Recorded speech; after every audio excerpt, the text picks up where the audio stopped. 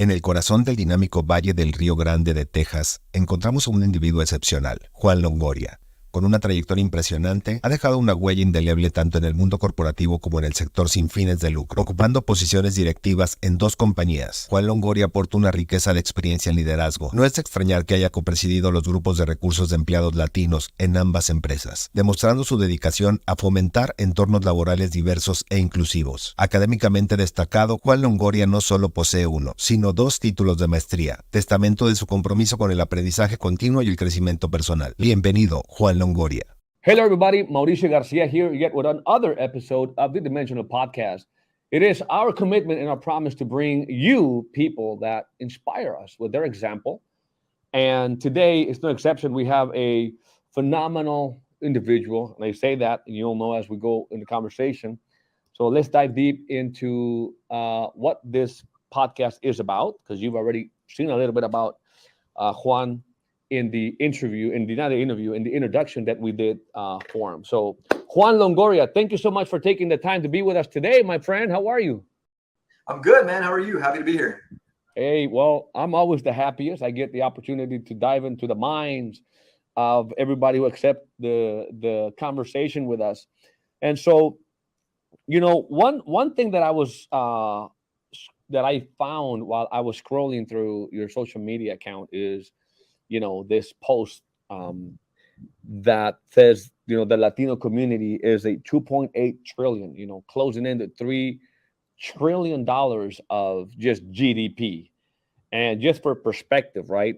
It's the 5th largest global economy. So I want to begin there today because there lies a massive opportunity. I'm a big proponent in taking advantage of entrepreneurship and in the, you know, free enterprise system, and it's just having that massive market. Where do you see, if any, like the biggest opportunities for anybody looking to go in business in terms of products and services to the Latino community, if you've analyzed that? Yeah, I mean, there's plenty of opportunities. I think 3 years ago, we were the 8th largest economy in the world. Now 5th. It tells you where we're headed. It's only going to get bigger and bigger over the next few years. Most of the new businesses being started, especially since the pandemic, were started by Latinos, Latino women especially. Wow. When we talk about buying power and the future of our country over the next 10 years, the majority of new homeowners are going to be Latinos as well, whether they're buying as their first residence or they're buying to rent. So the communities out there, and any business that isn't taking advantage of catering to the Latino community now is already well behind schedule to take advantage of the massive uptick there will be in purchasing power for our Latino brothers and sisters here in the next few years. Outside of the community that has purchasing power, though, we have the ability to change the landscape of the future of our children as Latinos moving forward as well. When we talk about starting new businesses, right? It's never been easier to start a new business. It's never been more opportunity to get a business marketed with less capital needed. You talk about the power of LinkedIn, about TikTok, about social media. We have the ability to control the future of the businesses that we start, small businesses that we start, and really make some great money off of it that we can pass on to our children or reinvest in stocks, in real estate to get more passive income down the road. It's never been easier. It's about changing the mindset that we too can do this. It's not for a very specific group of people that have had money all their lives. Any one of us can get this started with $100, $150 and grow it from there. It's a matter of looking to others that have done it, looking at people like yourself that are willing to give advice and bring people to the forefront to give their examples. And really, there's got to be, for those of us that have succeeded in one way or another, whether it be in entrepreneurship, whether it be in corporate America, to be willing to give back to the community in some way, shape, or form to help those come forward. You know, I was featured in a book a couple of years ago, The Hispanic Stars Rising Volume 2. And one of the quotes that they asked for me was really generated by my grandfather. And it was that at a young age, when we were working in the fields, right, he always motivated us to go to school, get our education, to not have to go back to working in the fields as migrant workers. And the one thing that always stood with me was he told me that it's very important that no matter what we're doing, right, échale ganas, no matter what you're doing, learn how to do it better than anybody else, and then teach others how to do the same so they can get to where you're at faster than you did. That's always stuck with me, and that's a big part of what drives me as a leader now at, you know, whatever company I've been at as a director. No, that's powerful, man. You know, you brought to my mind what happened to America with the baby boomer generation, right? This is the, I think right now, I think the baby, maybe the Gen X or XY is about the same size, like 80 million.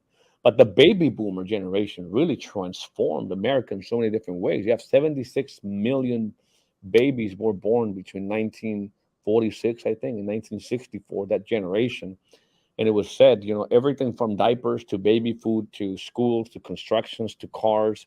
I mean, I've sort of looked at that, the Latino community, because it's been maybe a couple of decades now. I've been reading that, one out of every two babies that have been born in this country were Latino. And so that's why right now, right, we're 60 plus million, soon to be 100 million.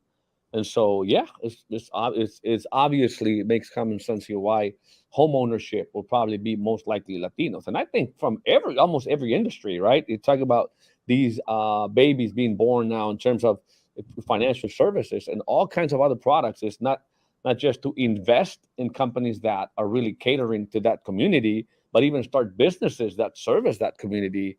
Yeah, makes a lot of sense. Maybe the biggest opportunity yet for the Latino community to come. And that's very, very cool. Now, the question that arises is obviously, and this might just be a matter of time. It might just be a matter of time, but I look at a lot of the Fortune 500 companies, right, that are kind of being run by a lot of immigrants, like mostly Indian. I see a lot of Indians. I'm right now working and collaborating in a company that has about, by 20,000 associates, agents, and 70% of it being Indian, where, they are maybe in numbers nowhere near close to the Latino community, but yet are taking roles in, corporations like CEOs and executive positions. And I know and when it comes to the Latinos, we're still not there. It's just a matter of time. What's your take on that? Without what do you think has been, the reason we're not in higher numbers taking these important roles at these companies that produce these products and services for the community? I think there's a variety of reasons. Probably the biggest is when you look historically, Latinos make up an overwhelming amount of the population in most companies at frontline and kind of early leadership levels, right? You're talking about your frontline supervisors and the hourly employees or the frontline employees that do the frontline work. As you go further up from a frontline supervisor to middle management to directors and executives, that number gets smaller and smaller as a representative of the population in those categories. Mm-hmm.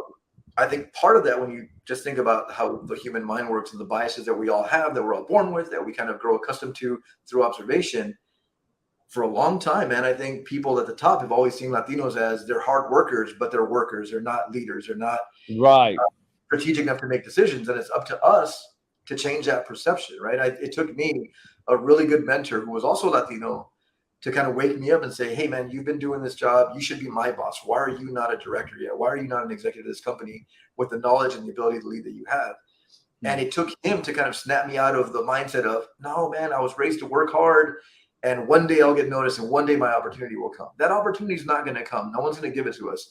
We have to go and be in those rooms. We have to have people advocating for us, but you also have to get in front of it yourself. You have to go get the knowledge you need. It doesn't have to be a college education.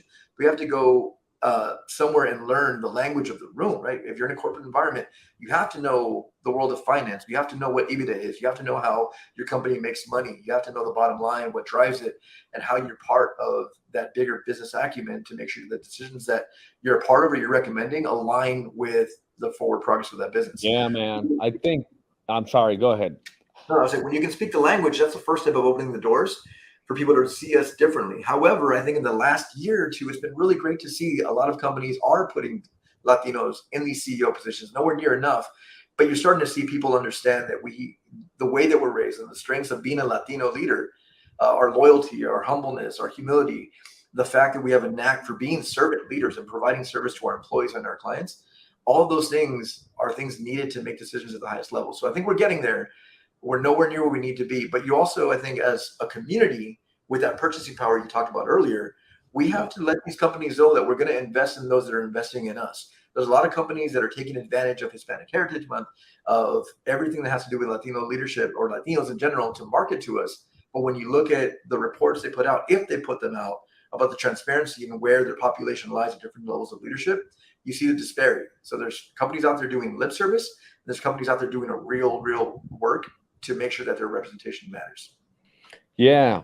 I think you nailed on something. I think it's this whole thing of mindset, because I think for decades we should have been oppressed. Now, I'm not a victim mentality proponent, but there is this sort of programming, at least, and I speak from the heart in what my personal journey has been in terms of all the things throughout my lifetime that was pushed, hey, you're not welcome here, you wetback, you should go back to Mexico, do all these things, whether or not you want to be a victim or not, they do play a role in your mind. And so maybe from like you said, if you don't have a college degree, it doesn't necessarily mean that you don't have the ability to learn the skills and the leadership and other things that could earn you a position, right, in leadership levels there in the different companies. So a lot of it, I think, is not just the education, but it's also the mindset, that belief, which is what I want to dive into, because you certainly had a journey getting to where you are today. And I'm very curious to know, when was the awakening for you? And maybe tell the public some things that they have not yet heard from the minutes we've been having this conversation, and even from the intro video that we did for you.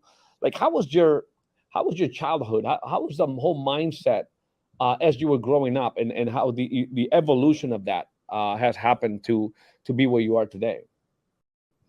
Yeah, like I said, growing up, man, my dad was a self-employed contractor. He would install fiber optic cables for AT&T, Southwestern Bell, all these phone companies. And we did, we weren't well off by any means. I'd say we were right under good. There was always a concern about money at the end of the month, and there wasn't money for us to go do the things that we wanted to do. Couldn't go to SeaWorld like other kids. The part of that journey, my mom, because she wasn't working, she would take us with our cousins, our aunts and uncles. We'd go up to Michigan every summer, so we would leave school early. We had to finish school early, and we would start school late every year for like the first 7 years of school for me.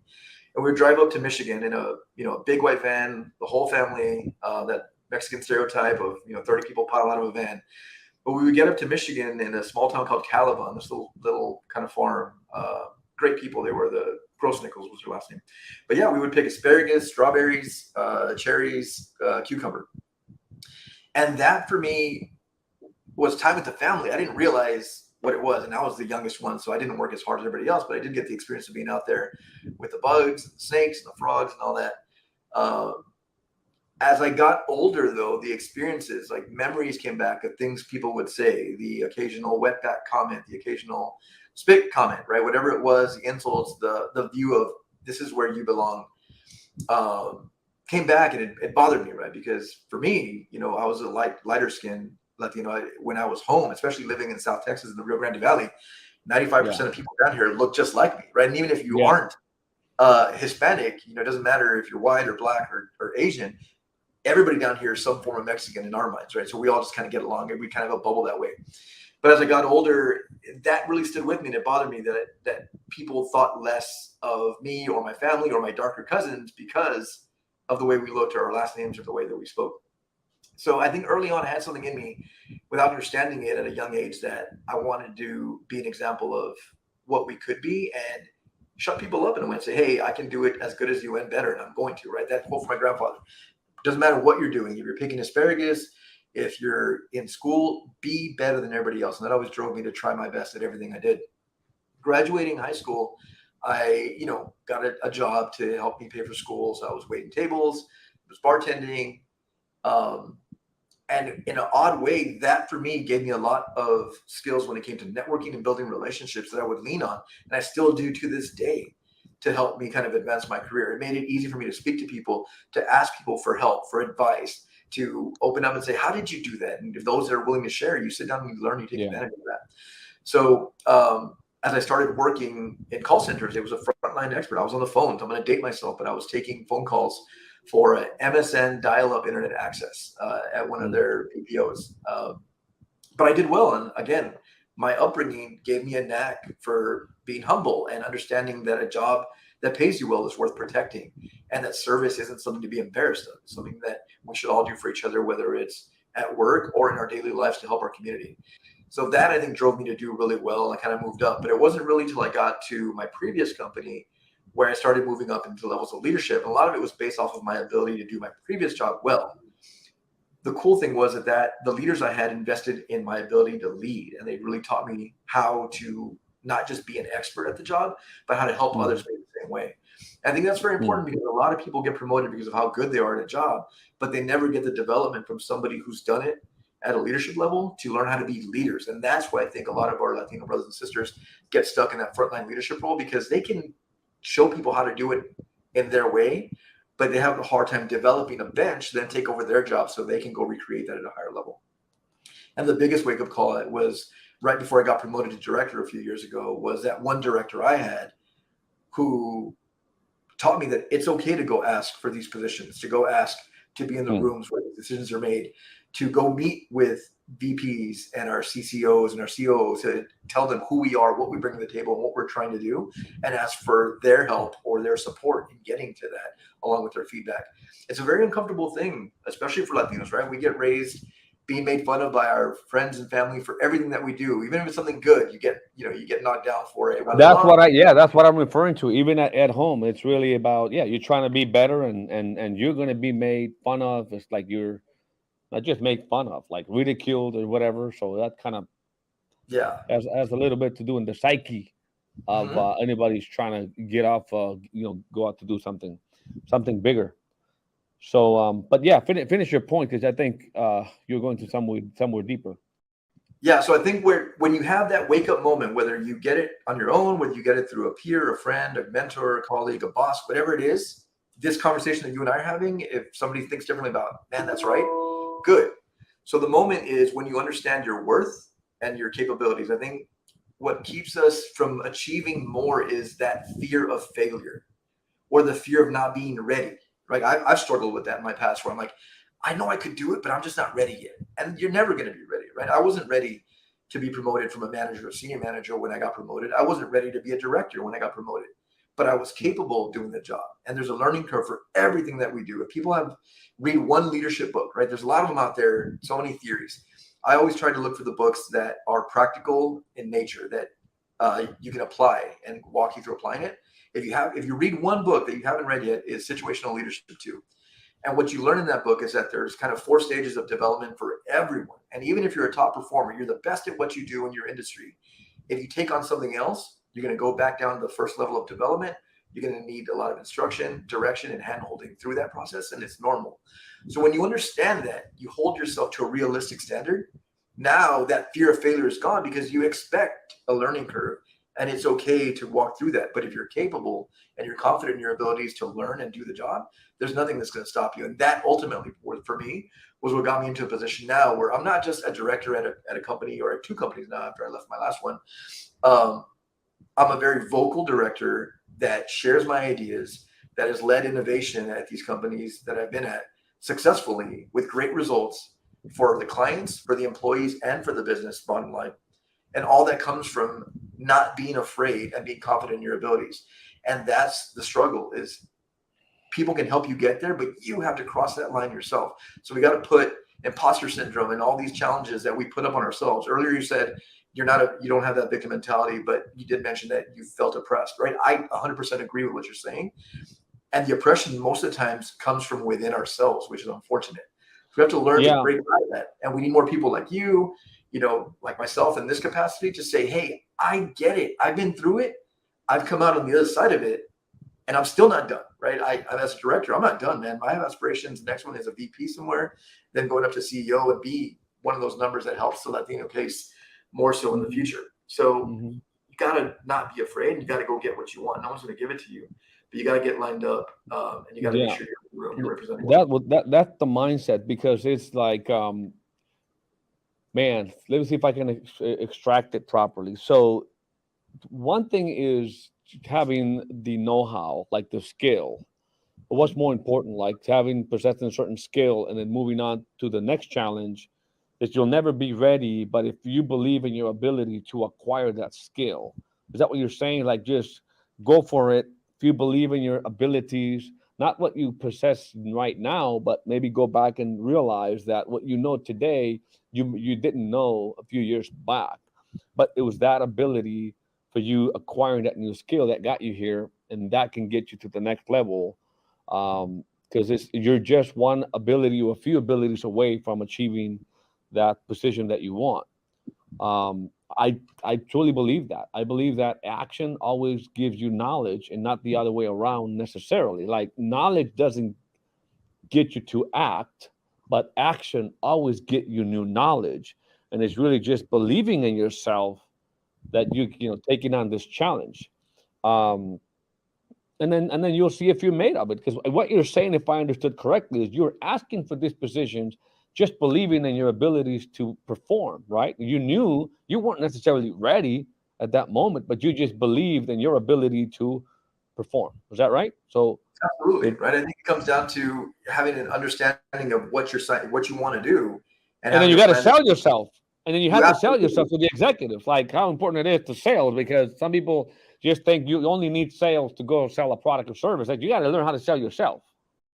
Absolutely. You got to read the room. I think one of the things that I was able to do is, again, through proper development. So I was fortunate. I feel like I've had great people to look out for me where a lot of people don't. And that's why I'm trying to do that in my own way here in my local community, through my nonprofit, through my civic engagement, also being on as many of these and sharing the message. But you have to be able to sell yourself. Personal brand is such an important part of moving forward in your career. And a lot of it we have at our disposal. Like there's never been a better moment to be a Latino in this country. There really hasn't.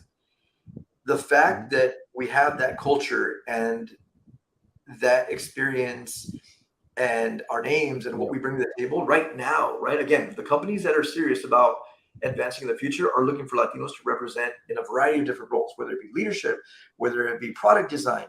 Everyone wants to take advantage of the purchasing power of the Latino market. Who better to do that than Latinos? Because at the same time, as we're trying to be one group of people, we're absolutely not a monolith. You know, whether you're a Mexican American living in South Texas like me, or in California, or in Albuquerque, New Mexico, we all have different aspirations, different needs, different desires, different opinions.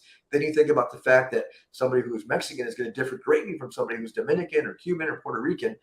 It's difficult to really capture the unification of the Latino market for any industry. Yeah. But companies have figured out how to do it because they're getting people who represent those groups equally in one room to say, what are the unifying ideas and how do we do that to make sure we service everyone as a group, but also individually as they identify.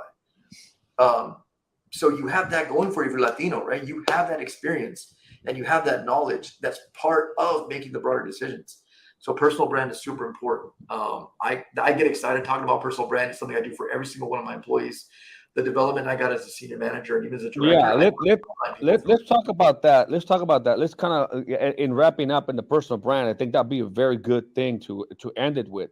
I do want to go back a little bit in some things and make sure we get it here recorded, because you talk so much about leadership and we hear that word a lot, right? And to you, how would you define what leadership is and how you've applied it? Like how the way you understand it. Yeah, for me, it's quite simple. At the end of the day, being a leader is owning a responsibility to those you represent. Now, that can be broken down bigger into the company you represent. As a leader, you want to make sure you're mindful and a steward of that business and their financials. At the same time, though, you have to equally balance your responsibility to the needs of your clients and, more importantly, the needs of your employees, right? It's not kind of leading people. It's being responsible for their future. One of the things I always educate my team on is my biggest priority in every decision that I make is always made with their futures in mind. Because if I were to not get promoted ever again, which is not going to happen, I'll be promoted in the next couple of years. But if I never did, I would be happy, right? I'm making financially, I'm good. My family's taken care of. I could stay where I'm at right now and get my joy out of seeing those that work in my umbrella be promoted and get their career goals. A lot of these people are in their early 20s, right? And they're far more advanced than I was at that age. I was trying to figure out what I wanted to do at 20. I was out there having fun, partying, not worrying about, my career, where some of these young people are already out there doing it. So as a leader, ultimately, my job is to be responsible for their futures, because what we do at work transcends into their personal lives, and it transcends the future of their families. That's a big responsibility to have. But it's also one that I think as Latinos, because we care about people, because we're loyal to people, we're perfect for it. Very cool, man. Very, very cool. Now let's talk about personal brand. I think we can end with that one in these few minutes that we have left. So why do you love and you're so passionate then about personal brand and what that really translates to for anybody in terms of their lives in this era that we're living in? Because people talk about personal brand. If I'm not selling something, if I'm not out there marketing something, why do I need a personal brand? Anyways, I don't want to put words in your mouth. Like, why are you so excited about personal brand? Man, personal brand is you before you're in the room. It's you to people who don't know you. There's two ways to get known in this world: people talking about you, or you controlling your own narrative. Personal brand allows you to own your own narrative. Lots of these companies, right, their executives, their leaders are on Twitter all the time, or they're on LinkedIn, they're posting quite a bit. Find out where the people are that make the decisions that they're going to impact your future. And that's where you need to represent yourself and control your narrative.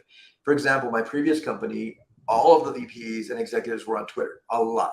That was just where they lived. So I knew I had to be there, and you have to understand how that social media platform works. I knew that even though they probably didn't follow me at the time, they followed my bosses, right? So if I could post things that my bosses would like, it would then show up on their feed because they followed them. So what I did is I went in research, right? What are these people into? Why? And it wasn't because I wanted to kiss ass or anything like that. It's because when I got the opportunity to stand in front of one of them, I wanted to have an organic conversation that was meaningful, that wasn't about weather or something that just happened that moment. So I learned that some of these people liked hockey, right? So I started liking hockey myself. I started posting about the St. Louis Blues, even though from Texas, I'm a Blues fan. We can talk about that later. If it's football, I talked about the Cowboys. I also did recognition on Twitter for my employees for two reasons. One, because they deserved it, but two, because I wanted to put it out there in front of those leaders that, man, this guy has so many top performers. What is he doing to drive good performance? So you have to be intentional about what you're posting all over social media, right? Facebook, you got maybe have some protective privacy settings that limit your posts to certain people, but you have to, on LinkedIn and Twitter specifically, you have to be really intentional about what you're putting out there, because that's your brand.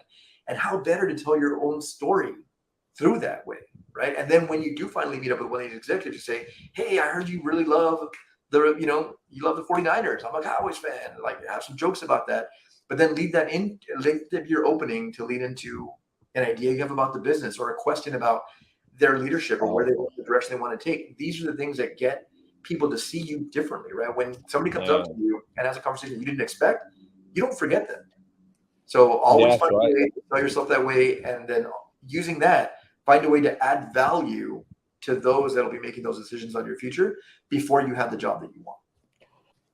Dude, that was great. I love it. It doesn't matter if you're in a corporate world and see yourself as an entrepreneur. It's what you're building. Like, it's a great message for maybe the young people, right, that are not understanding the responsibility and also the power of that narrative, what that brand that they're building in their social media today, and how it could really impact them in the future, to be more intentional for what they are putting out there.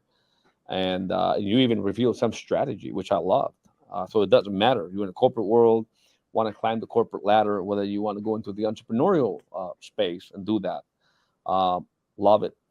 So yeah, man, I think we can end with that. I certainly got a lot of golden nuggets, and I have nothing but most respect for everything that you're doing, the leadership that you're taking, and to thank you for coming on and having this conversation with us. Hope it's not the last time. We'll certainly be I'm certainly following you and looking at what you're doing. So I might just invite you to have another conversation here. Anytime, soon. man.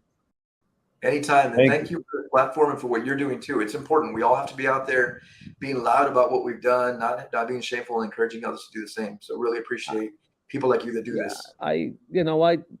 It's about inspiring. Somebody inspired me, Colombian lady named Paola. She inspired me in a way that it's changed my life forever.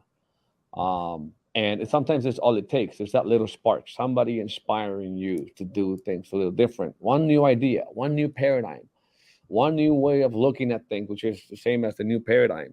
And it changes your life forever. I heard from my mentors that, there's a very fine line between those that make some things happen and those are extraordinary. It's that very fine line. And so I hope that these efforts that we're doing here with this podcast serves as one of those many content pieces that can inspire some people out there to get to where they want to go. Because with stories like yours and many of the other stories that we share in this space, it's clear that it's ordinary people can achieve extraordinary things. And I think that's really the biggest secret, one of the most hidden secrets is that ordinary people can achieve extraordinary things. They just need to do, adopt these paradigms that we talk about here. So big hug to you over there, man, wherever you are. And we'll be in touch. All right, thank you. Take care. So there you have it, guys. Juan Longoria shed a lot of light in today's podcast. So make sure that you share. And as I always say, we're going to put his handles somewhere where you're watching this interview. Make sure you go follow him and even share with him what were the things that you learned out of this podcast. So with that being said, I wish that you have an awesome rest of your day. We'll see you in the next interview. Take care. Bye-bye.